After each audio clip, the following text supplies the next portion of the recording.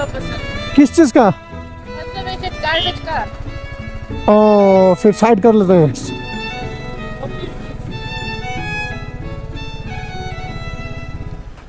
आगे चलो भैया एक्सक्यूज मी, हम लोग दोनों का हाँ दोनों का ले लीजिए।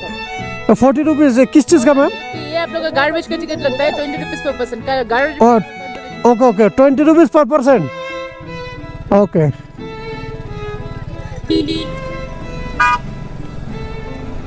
তো এখানে আবার আমাদেরকে টিকিট নিতে হলো 20 রুপিস পার পারসন।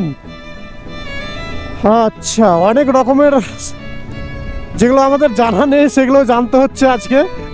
তো যাই হোক, আমরা জানতাম পারমিট কাটলেই কিন্তু আমরা আসতে পারবো, কিন্তু না, এখানে ঢোকার আগেই কিন্তু 3rd মাইল চেকপোস্ট একটুখানি ক্রস করেই 20 রুপিস পার পারসন, মানে একজনের 20 টাকা করে লাগবে টিকিট। সো আমরা যেতেই থাকি আর তোমাদের সাথে অনেক গল্প করতে থাকি। এখনও অনেক মজাদার গল্প আছে, অনেক পাহাড় সৌন্দর্য আছে।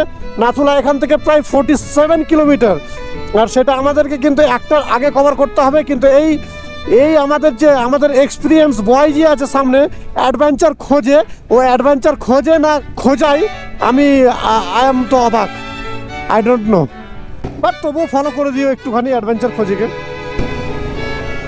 হ্যাঁ, আর পাহাড়ে বাইক চালানোর সময় যেন এই লেন্থটা যে আছে না, এই লেন্থটা, এই জায়গাটা তুমি ওভারটেক করতে পারবে যেহেতু কাটা দাগ রয়েছে, কিন্তু নিজের লেন্থে থাকা সব থেকে বেটার।